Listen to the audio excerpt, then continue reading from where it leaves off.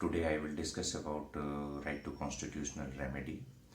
और इस टॉपिक को भी पढ़ने के लिए हम लोग इससे पहले 10 पॉइंट्स में डिवाइड कर लेंगे।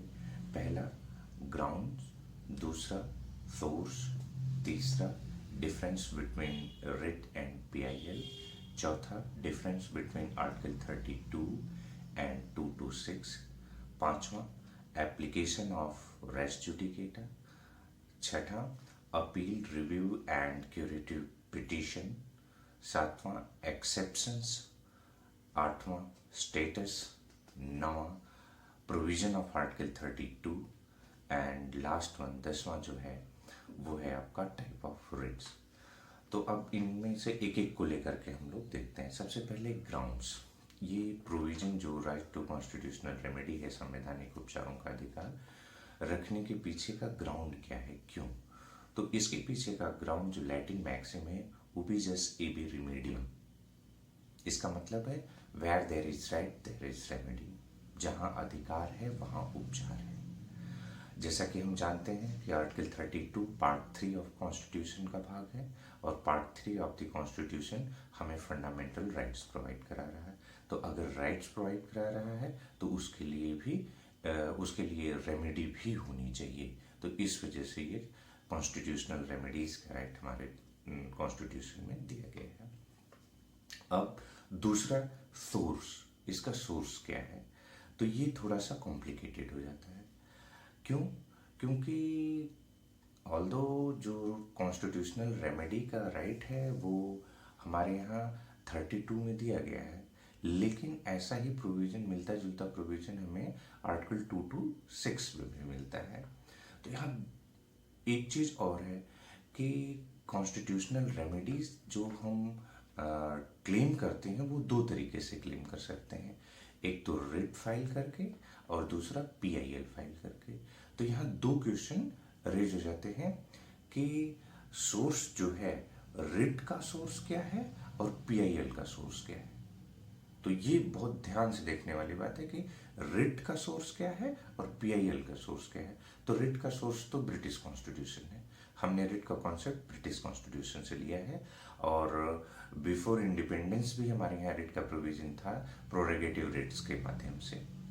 लेकिन जो पीआईएल का कॉन्सेप्ट है ये कहाँ से लिया गया है, इसके बारे में रिटन कॉन्स्टिट्यूशन तो हमारा कुछ नहीं कहता है, ये केस लॉज के थ्रू आ रहा है।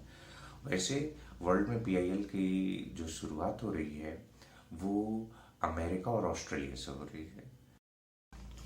और यूपी पब्लिक सर्विस कमीशन ने जो इसका आंसर दिया हुआ है वो है ऑस्ट्रेलिया। तो पीआईएल का कॉन्सेप्ट जो है हमने ऑस्ट्रेलियन कॉन्स्टिट्यूशन से लिया हुआ है। वैसे पीआईएल जो है हमारे यहाँ सुप्रीम कोर्ट के थ्रू हमारे लीगल सिस्टम में इंट्रोड्यूस हो रहा है। सबसे पहला केस जो था वो था बम्बई कामगार सभा वर्सेस अब्दुल भाई का केस 1976 का, जिसमें सबसे पहले जस्टिस कृष्णा अय्यर ने पीआईएल के बारे में बात की।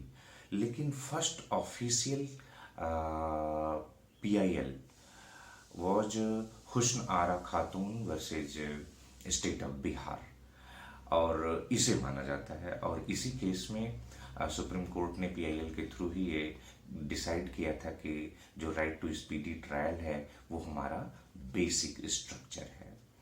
और उसके बाद जो डेवलपमेंट है उसमें जो केस आया SP Gupta versus Union of India का, तो न्यू एरा ऑफ पीआईएल यहाँ से शुरू हो रहा है। यहीं से पीएन भगवती और कृष्णा अय्यर जी पीआईएल को आगे बढ़ा रहे हैं। तो ये चीज़ें क्लियर हुई। अब जो तीसरा टॉपिक है, जैसा कि हम लोग ने देखा कि जो कॉन्स्टिट्यूशनल रेमेडीज हैं वो हमें दो तरीके से मिल रही हैं, या तो हम रिट लाएं या तो हम पीआईएल लें। तो दोनों में डिफरेंस क्या है? तो यहीं से हमारा तीसरा पॉइंट शुरू हो जाता है कि दोनों में डिफरेंस। तो दोनों में बहुत बेसिक डिफरेंसेज हैं, जनरली लोग ध्यान नहीं देते हैं, लेकिन इसको बहुत ध्यान से देखना है। तो दो चीज़ें देखें, रिट और पीआईएल। तो रिट जो है ये पर्सनल बेनिफिट के लिए इस्तेमाल की जाती है, जबकि पीआईएल जो है वो पब्लिक बेनिफिट के लिए इस्तेमाल की जाती है। दूसरा, रिट का प्रोविजन जो है वो काफ़ी टाइम टेकिंग है, एक्सपेंसिव है और कॉम्प्लिकेटेड है। जबकि पीआईएल जो है चीप है, सिंप्लीफाइड है और स्पीडी है। तीसरा डिफरेंस जो है वो लोकस स्टैंडी रूल को लेके है। रिट पिटीशन में लोकस स्टैंडी रूल जो है स्ट्रिक्टली अप्लाई होता है, जबकि पीआईएल में लोकस स्टैंडी रूल जो है काफ़ी रिलैक्स्ड होता है। चौथा डिफरेंस जो है, रिट सिर्फ एग्रीड पर्सन ही फाइल कर सकता है, जबकि पीआईएल एग्रीड पर्सन के साथ साथ कोई थर्ड पर्सन भी फाइल कर सकता है। और पांचवा जो डिफरेंस है उसमें है कि रिट हमेशा प्राइवेट इंटरेस्ट को इन्फोर्स कराने के लिए फाइल की जाती है, और जबकि पीआईएल जो है हमेशा पब्लिक इंटरेस्ट को इन्फोर्स कराने के लिए फाइल की जाती है। अब नेक्स्ट पॉइंट जो है वो है डिफरेंस बिटवीन आर्टिकल 32 एंड 226। तो इसमें क्या अंतर है? तो पहला अंतर जो इसमें है, आर्टिकल 32 जो है सुप्रीम कोर्ट की पावर है, जबकि आर्टिकल 226 जो है हाई कोर्ट की पावर है। दूसरा डिफरेंस जो है, आर्टिकल 32 अपने आप में फंडामेंटल राइट है, जबकि आर्टिकल 226 फंडामेंटल राइट ना होकर के ये कॉन्स्टिट्यूशनल राइट है। तीसरी चीज, आर्टिकल 32 जो है वो मैंडेटरी है, अर्थात जब कभी भी पीआईएल फंडामेंटल राइट्स के वायलेशन के लिए ले जाई जाती है सुप्रीम कोर्ट में, तो सुप्रीम कोर्ट कंपेल है, वो मना नहीं कर सकती। जबकि आर्टिकल 226 जो है वो डिस्क्रिशनरी पावर है, उसमें अगर हाई कोर्ट को ऐसा लगता है कि कोई अल्टरनेट रेमेडी है तो फिर वो उसे क्वेश्चन कर सकता है, डिसमिस कर सकता है। नेक्स्ट डिफरेंस जो है, ग्राउंड्स। सुप्रीम कोर्ट में सिर्फ और सिर्फ वायलेशन ऑफ फंडामेंटल राइट्स के ग्राउंड पे हम लोग लेके जा सकते हैं रिट या पीआईएल, जबकि 226 में दो ग्राउंड हो जाते हैं। पहला वायलेशन ऑफ फंडामेंटल राइट, दूसरा any other matter of public importance. ठीक है, किसी और मैटर को भी जिसमें स्पीडी जस्टिस की जरूरत है वो उसे भी लेके जा सकते हैं। अगला डिफरेंस जो है वो क्या है कि सुप्रीम कोर्ट का जुरिस्डिक्शन जो है matter wise, subject matter wise, ये नैरो है, जबकि हाई कोर्ट का वाइडर है। और अगला डिफरेंस, जो सुप्रीम कोर्ट का टेरिटोरियल जुरिस्डिक्शन है वो वाइडर है, जबकि हाई कोर्ट का टेरिटोरियल जुरिस्डिक्शन जो है वो कम है। तो ये डिफरेंसेस रहे आर्टिकल 32 और 226 को लेकर के। नेक्स्ट पॉइंट हम लोगों का आता है कि रोल ऑफ रेस जुडिकेटा, प्रांग न्याय का सिद्धांत जो है उसका क्या रोल है। तो सिंपल सी बात है, उठा क्यों? तो इस क्वेश्चन के रेज होने के पीछे की वजह जो है वो है कि जब 32 और 226 दोनों में हम जा सकते हैं, तो अगर एक जगह जजमेंट आ गया तो क्या हम फिर दूसरी जगह जा सकते हैं? और अगर जाते हैं तो क्या ये रेस जुडिकेटा जो सीपीसी में सेक्शन 11 है उसका वायलेशन नहीं है? तो सबसे पहले अब इन सारे क्वेश्चंस का हम लोग जवाब देंगे एक एक करके। पहला, रेस जुडिकेटा का रूल है क्या? तो ये कहता है कि अगर किसी भी सब्जेक्ट मैटर को लेकर अगर कोई डिस्प्यूट है और उस डिस्प्यूट को एक कोर्ट ने सॉल्व कर दिया, तो अब उसी डिस्प्यूट को लेकर के वही पार्टी उसी कोर्ट में फिर से नहीं जा सकते हैं। ठीक, तो अब अगर कोई एक डिस्प्यूट उठता है और उसे रिट के थ्रू हम लेकर के या पीआईएल के थ्रू लेकर के हाई कोर्ट चले गए और हाई कोर्ट ने उसमें जजमेंट कर दिया, तो क्या अब उसी पॉइंट को लेकर के हम सुप्रीम कोर्ट जा सकते हैं? तो रूल ऑफ रेस जुडिकेटा कहता है नहीं जा सकते। और इसका वैसे वैसा भी है कि अगर हम सुप्रीम कोर्ट गए, वहां जजमेंट आ गया, हम नहीं सेटिस्फाई होते हैं, तो क्या हाई कोर्ट आ सकते हैं? नहीं आ सकते हैं। तो कह सकते हैं कि रूल ऑफ रेस जुडिकेटा जो है कॉन्स्टिट्यूशनल रेमेडीज के मामले में लागू होता है। बट इसका ये बात जो है सुप्रीम कोर्ट ने दरियाव versus state of Uttar Pradesh में बोली थी कि रूल ऑफ रेस जुडिकेटा जो है रिट्स के मामले में लागू होता है। लेकिन in case of Sunil Dutt versus Union of India और Ghulam Sarwar versus Union of India, ये दो केस हैं। इन केसेस में सुप्रीम कोर्ट ने डिसाइड कर दिया कि although res judicata rule is applicable in case of constitutional remedies, but इसका एक्सेप्शन है हैबियस कॉर्पस, यानी हैबियस कॉर्पस रिट से के माध्यम के मामले में रूल ऑफ रेस जुडिकेटा लागू नहीं होता। यहाँ कुछ पॉइंट्स और बहुत इंपॉर्टेंट हैं, जैसे ये तो है कि डिसीजन अगर एक जगह से आ गया तो हम दूसरी जगह नहीं जा सकते हैं रिट या पीआईएल में। लेकिन अगर हमने कहीं रिट या पीआईएल फाइल की और वो डिसमिस्ड कर दी गई, तो क्या वहां पे भी रूल ऑफ रेस जुडिकेटा लागू होगा?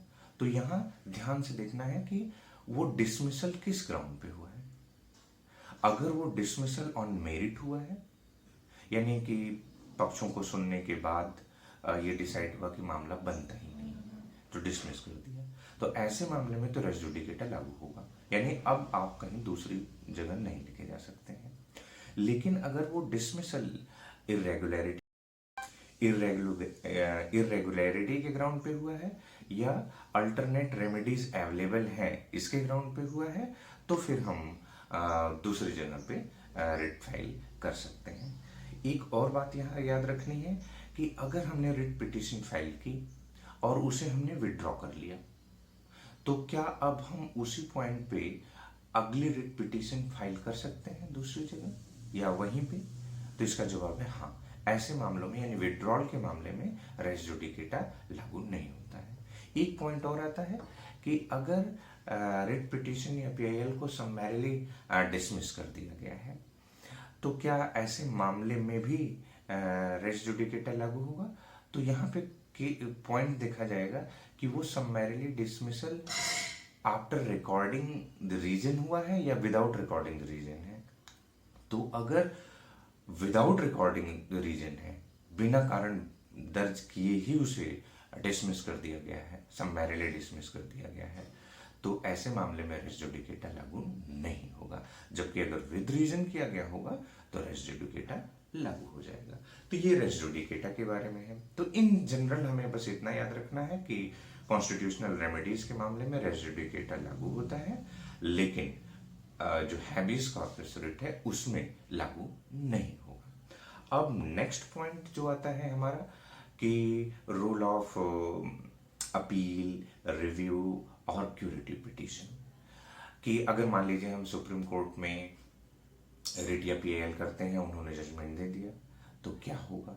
हम अगर उससे सेटिस्फाइड नहीं है तो रिव्यू, हम वहां पे रिव्यू फाइल कर सकते हैं, जो कि रिव्यू हमने लास्ट लेक्चर में पढ़ा था। दूसरा, अगर हाई कोर्ट ने दे दिया कोई रिट फाइल या पीआईएल फाइल करती गई तो उसका डिसीजन, तो हाँ, उसके अगेंस्ट हम सुप्रीम कोर्ट में अपील कर सकते हैं।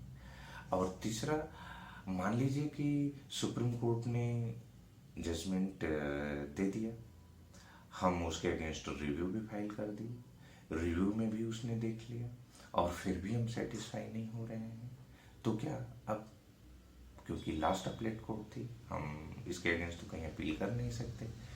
तो यहाँ पे एक अशोक हुर्रा वर्सेज रूपा हुर्रा के केस में सुप्रीम कोर्ट ने ही एक नई गाइडलाइन दी, क्यूरेटिव पिटीशन। तो अर्थात अगर रिव्यू में भी कोई व्यक्ति सेटिस्फाइड नहीं हो पाता, तो उसे एक चांस और रहता है कि वो सुप्रीम कोर्ट में क्यूरेटिव पिटीशन फाइल कर सके, और ये क्यूरेटिव पिटीशन के माध्यम से वो सुप्रीम कोर्ट उस मामले को फिर से देख सकता है। तो ये हमने देखा। अब अगला पॉइंट जो यहाँ पे है, वो अगला पॉइंट है कि एक्सेप्शंस ऑफ कॉन्स्टिट्यूशनल रेमेडी। तो आर्टिकल 33 और 34 जो है कॉन्स्टिट्यूशनल रेमेडीज के एक्सेप्शंस हैं।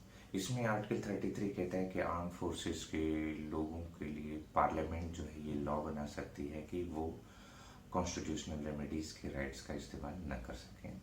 उसी तरह जब मार्शल लॉ इम्पोज हो किसी भी एरिया में, तो वहाँ भी कॉन्स्टिट्यूशनल रेमेडीज के राइट्स का इस्तेमाल नहीं किया जा सकता है। तो ये उसके एक्सेप्शंस हो गए। नेक्स्ट पॉइंट जो है वो है स्टेटस। इसका स्टेटस क्या है कॉन्स्टिट्यूशनल रेमेडीज का इंडियन लीगल सिस्टम में? तो एक केस आया फर्टिलाइजर्स कामगार संघ वर्सेज यूनियन ऑफ इंडिया, और इस केस में सुप्रीम कोर्ट ने डिक्लेयर किया कि जो आर्टिकल 32 में सुप्रीम कोर्ट की पावर है वो basic structure of the constitution है। तो इसका मतलब है कि राइट टू कॉन्स्टिट्यूशनल रेमेडीज जो हैं वो basic structure of the constitution है, और इसमें हम इसे अमेंड नहीं कर सकते, यानी अमेंडमेंट करके भी इसे हम छीन नहीं सकते। और एक इंटरेस्टिंग चीज यहाँ पे ये भी याद रखनी है कि इसका स्टेटस ये कितना इम्पोर्टेंट है। डॉक्टर अंबेडकर ने ये कहा कि article 32 is soul of Indian constitution. जो अनुच्छेद 32 है संवैधानिक उपचारों का अधिकार, वो भारतीय संविधान की आत्मा है। तो ये इसका स्टेटस है, ये इसकी इम्पोर्टेंस है। अब अगला पॉइंट अगर हम लोग देखें तो सीधे आ जाते हैं हम लोग प्रोविजन ऑफ आर्टिकल 32 पे। 32 कहता क्या है? तो आर्टिकल 32 को अगर हम लोग देखेंगे तो उसमें 4 क्लॉज मिलेंगे, 1 2 3 4। तो इसको एक एक करके देखेंगे। सबसे पहले आर्टिकल 32 क्लॉज 1 जो है वो है right to move supreme court for the enforcement of fundamental rights, अर्थात मूल अधिकारों को लागू कराने हेतु हम डायरेक्ट सुप्रीम कोर्ट जा सकते हैं। ये राइट हमें आर्टिकल 32 क्लॉज 1 में मिला है। दूसरा जो आर्टिकल 32 क्लॉज 2 है उसमें क्या गया है कि सुप्रीम कोर्ट जो है वो to enforce the fundamental rights क्या क्या कर सकती है। तो उसमें दिया गया है 3 चीजें। पहला, वो कोई डायरेक्शन इशू कर सकती है, वो कोई ऑर्डर जारी कर सकती है, या रिट्स इशू कर सकती है। ये हमारे लिए यही पॉइंट इंपॉर्टेंट है, रिट्स इशू कर सकती है। और वो रिट, यहाँ 5 रिट का नाम दिया गया आर्टिकल 32 क्लॉज 2 में। वो कौन कौन सी हैं? Habeas corpus, mandamus, quo warranto, prohibition और सर्च्योरेरी। बदली प्रत्यक्षीकरण, परमादेश, अधिकार प्रेक्षा, प्रतिषेध और उत्प्रेषण। ये 5 रिट्स जो है वो इशू कर सकते हैं। क्लॉज 3 जो है 32 क्लॉज 3 वो कहता है कि पार्लियामेंट को ये पावर है कि वो सुप्रीम कोर्ट की पावर जो आर्टिकल 32 क्लॉज 2 में है वो किसी और कोर्ट को भी दे सकती है। यानी रिट इशू करने की पावर जो है वो किसी और कोर्ट को भी दे सकती है। और आर्टिकल 32 क्लॉज 4 में ये कहा जा रहा है कि जो 32 है राइट टू कॉन्स्टिट्यूशनल रेमेडीज, इसे सिर्फ कॉन्स्टिट्यूशन में बताए गए प्रोविजंस के अकॉर्डिंग ही सस्पेंड किया जाएगा, अदरवाइज नहीं। तो इसका मतलब है कि इसे सस्पेंड तो किया जा सकता है बट कॉन्स्टिट्यूशनल तरीके से। तो वो कहाँ है? तो आर्टिकल 359 में जब देखेंगे इमरजेंसी के दौरान इसे सस्पेंड किया जा सकता है। ठीक है। अब लास्ट पॉइंट और मोस्ट इंपॉर्टेंट पॉइंट हम लोगों का आता है टाइप्स ऑफ रिट। तो 5 टाइप के रिट जैसा कि हमने पहले भी देखा। पहला हैबेस कॉर्पस, दूसरा जिसे हम लोग पहले को हैबेस कॉर्पस को हम लोग बंदी प्रत्यक्षीकरण करें, दूसरा मैंडेमस परमादेश, तीसरा क्यू वारंटो अधिकार प्रेक्षा, चौथा प्रोहिबिशन प्रतिषेध और 5वां सर्च्योरेरी जिसे उत्प्रेषण कह रहे हैं। ये 5 रिट्स जो है हम लोग देखेंगे। तो इन रिट्स को एक एक करके देखा जाए। पहली रिट है हैबेस कॉर्पस, बंदी प्रत्यक्षीकरण। तो इस रिट्स को भी हम लोग कई पॉइंट्स में देखेंगे। पहला, इसका लिटरल मीनिंग क्या है? तो हैबेस कॉर्पस जो है वो एक लैटिन टर्म है जिसका इंग्लिश मीनिंग है टू हैव द बॉडी। इसका मतलब है कि सशरीर उपस्थित करना, न्यायालय के समक्ष गिरफ्तार व्यक्ति को सशरीर उपस्थित करना। लेकिन Kanu Sanyal versus district magistrate Darjeeling का केस आया जिसमें कोर्ट ने ये डिसाइड कर दिया कि अरेस्टेड पर्सन या डिटेन पर्सन को सशरीर फिजिकली न्यायालय में उपस्थित किया जाना जरूरी नहीं है। अब वीडियो कॉन्फ्रेंसिंग के थ्रू भी उसे इंट्रोड्यूस किया जा सकता है। तो इसका मतलब हम लोगों ने देखा कि किसी को भी फिजिकली कोर्ट में इंट्रोड्यूस करना है, हैबेस कॉर्पस कहलाता है। दूसरा, ये जो रिट है वो मदर ऑफ ऑल रिट्स है, यानी ये सबसे पहले रिट जो आई इन 5 में से वो हैबेस कॉर्पस रिट थी। तीसरा पॉइंट, ग्राउंड क्या होगा? ये हैबेस कॉर्पस रिट इशू करने का ग्राउंड क्या है या इसके लिए अप्लाई करने का ग्राउंड क्या है? तो वो ग्राउंड है इलीगल अरेस्ट और डिटेंशन, कि अगर किसी व्यक्ति को इलीगल ढंग से अरेस्ट या डिटेन कर लिया गया हो तो वो व्यक्ति खुद या उसकी ओर से कोई अन्य उसका दोस्त या थर्ड पर्सन जो है इस रिट को क्लेम कर सकता है। तीसरा पॉइंट, नेचर इस रिट का क्या है? तो नेचर जो है it is remedial not punitive, it is a procedural remedy. तो यहां पे ध्यान रखना है कि ये रेमेडियल है, सिर्फ उपचार देगी, ये दंड की व्यवस्था नहीं करती, पनिशमेंट की व्यवस्था नहीं करती है, तो सिर्फ रेमेडियल। कौन अप्लाई करेगा? जैसे हमने बताया कि सिर्फ यहाँ पे अप्लाई करने का जो रूल है काफी वाइडर है, चाहे तो एग्रीड पर्सन खुद करते हैं, चाहे तो उसकी तरफ से उसके फ्रेंड, फैमिली मेंबर्स और एनी अदर पर्सन कर सकता है। अगला पॉइंट है कि ये किसके अगेंस्ट इशू की जा सकती है, तो ये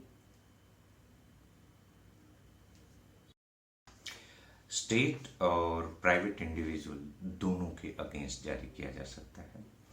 और एक पॉइंट हैबेस कॉर्पस के बारे में और इम्पोर्टेंट है कि हैबेस कॉर्पस रिट के मामले में रूल ऑफ रेस जुडिकेटा लागू नहीं होता है। अगली रिट जो है वो हम क्यो वारंटो अधिकार प्रेक्षा, ये रिट है अगली, और इसका लिटरल मीनिंग है बाय विच अथॉरिटी, किस प्राधिकार से। तो सबसे पहली चीज कि ये रिट कब इशू की जाएगी, तो ये रिट तब इशू की जाती है कि जब ये क्वेश्चन रेज होता है कि किसी व्यक्ति ने किसी पब्लिक ऑफिस को अनलॉफुली होल्ड कर लिया है, गलत ढंग से उस पर उसकी नियुक्ति हो गई है, तो इस रिट को क्लेम किया जाएगा। तो याद क्या रखना है, कोई पब्लिक ऑफिस और उसे कोई पर्सन अनलॉफुली होल्ड किया हो तो उसके अगेंस्ट इस रिट की मांग की जाएगी, क्यो वारंटो रिट की मांग की जाएगी। और कौन क्लेम करेगा, कोई भी पर्सन, एनी पर्सन क्लेम कर सकता है। और इसमें होगा क्या, कोर्ट रिट इशू करके उनसे पूछेगी कि you are holding this post, then what is your authority, आप इस पोस्ट को होल्ड किए हैं तो आपका क्या प्राधिकार है, किस हैसियत से आपने ये पोस्ट होल्ड किया है। और अगर वो अपनी अथॉरिटी बताने में सक्सेसफुल हुए तो वो उस पोस्ट पे रहेंगे, अदरवाइज उन्हें उस पोस्ट से हटा दिया जाएगा। एक चीज और याद रखना है कि ये जो रिट है ये discretionary power of the court है, न्यायालय का विवेकाधिकार है, यानी वो कंपेल नहीं है। इसका मतलब क्या है कि अगर न्यायालय को ऐसा लगता है कि कोई सब्सटीट्यूटेड रेमेडी, अल्टरनेटिव रेमेडी है, तो वो अल्टरनेटिव रेमेडी के लिए कह सकता है, ये रिट इशू नहीं करेगा। और थर्ड रिट जो है वो मैंडमस है। मैंडमस का यानी जो से हम परमादेश कह रहे हैं, मैंडमस का लिटरल मीनिंग है कि आई कमांड, यानी मैं आदेश देता हूं। क्या ये है कि ग्राउंड क्या होगा कि जब कभी भी कोई पब्लिक ऑफिसर अपनी पब्लिक ड्यूटी परफॉर्म न कर रहा हो तो उसके अगेंस्ट ये रिट फाइल की जाती है। यानी पब्लिक ऑफिसर पब्लिक ड्यूटी नहीं फॉलो कर रहा हो तो उसके अगेंस्ट, जैसे कि पासपोर्ट अथॉरिटी है, उसी पासपोर्ट बनाना उसकी ड्यूटी है, लेकिन विदाउट जस्टिफिएबल ग्राउंड वो पासपोर्ट बनाने से डिनाई कर रहा है, नहीं कर रहा है, तो उसके अगेंस्ट रिट ऑफ मैंडमस मांगी जाएगी और कोर्ट इशू करेगी।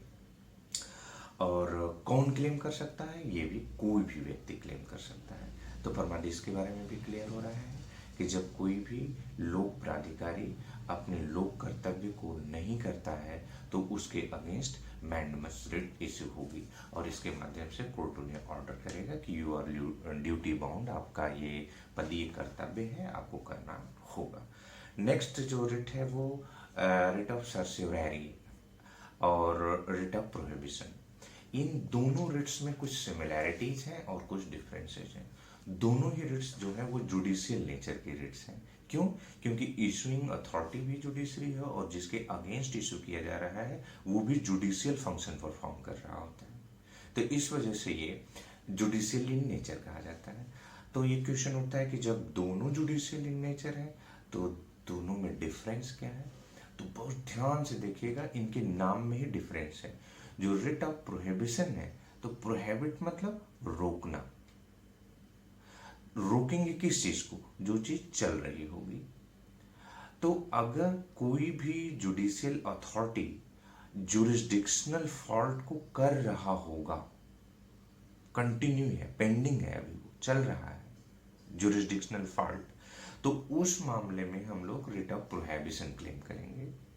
और अगर जुरिस्डिक्शनल फॉल्ट हो चुका है, जजमेंट आ चुका है, तो जजमेंट या ऑर्डर आने के बाद हम रिट ऑफ सर्सिवरी क्लेम करेंगे। तो ये दोनों डिफरेंसेस हैं, ठीक। अब रिट ऑफ सर्सिवरी को देखें। रिट ऑफ सर्सिवरी का जो सर्सिवरी टर्म है उसका लिटरल मीनिंग जो है टू क्वैश, यानी रद्द करना। और इसका ग्राउंड क्या होगा, तो ग्राउंड में है 6 ग्राउंड यहां बताए जाएंगे। पहला लैक ऑफ जुरिस्डिक्शन, दूसरा एक्सेस ऑफ जुरिस्डिक्शन, तीसरा एब्यूज ऑफ जुरिस्डिक्शन, चौथा violation of principle of natural justice, पांचवा error of law apparent on the face of the record, और सिक्स वन फ्रॉड। ये 6 ग्राउंड अगर दिखते हैं कहीं तो फिर सर्सियोररी रिट क्लेम की जाएगी। किसके अगेंस्ट इशू होगी? तो it may be issued against any authority जो जुडिशियल, क्वासी जुडिशियल या एडमिनिस्ट्रेटिव फंक्शन परफॉर्म कर रही हो। कोई भी अथॉरिटी या पर्सन जो जुडिशियल, क्वासी जुडिशियल या एडमिनिस्ट्रेटिव फंक्शन परफॉर्म कर रहा हो, उसके अगेंस्ट ये रिट इशू की जा सकती है। और ये कब फाइल की जाएगी? ये रिट तब फाइल की जाती है जब फाइनल जजमेंट या ऑर्डर पास किया जा चुका हो, यानी during pendency of the case ये रिट फाइल नहीं की जा सकती है। और एक चीज ये भी याद रखना है,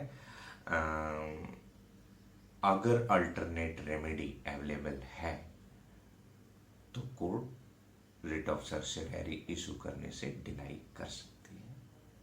और प्रोहिबिशन रिट के बारे में अगर देखें तो यहाँ भी वही मामला है, वही ग्राउंड जो सर्सियोररी रिट के 6 ग्राउंड है वही ग्राउंड है, लेकिन यहाँ टाइमिंग डिफरेंस होगी, यानी अभी वो कंटिन्यू होगा, वो वायलेशन कंटिन्यू होगा, अभी जजमेंट या ऑर्डर फाइनल नहीं हुआ होगा, और वो एरर्स 6 ग्राउंड्स में से कोई भी रेज हो रहा होगा, तो उस दौरान हम लोग रिट ऑफ प्रोहिबिशन क्लेम कर लेंगे।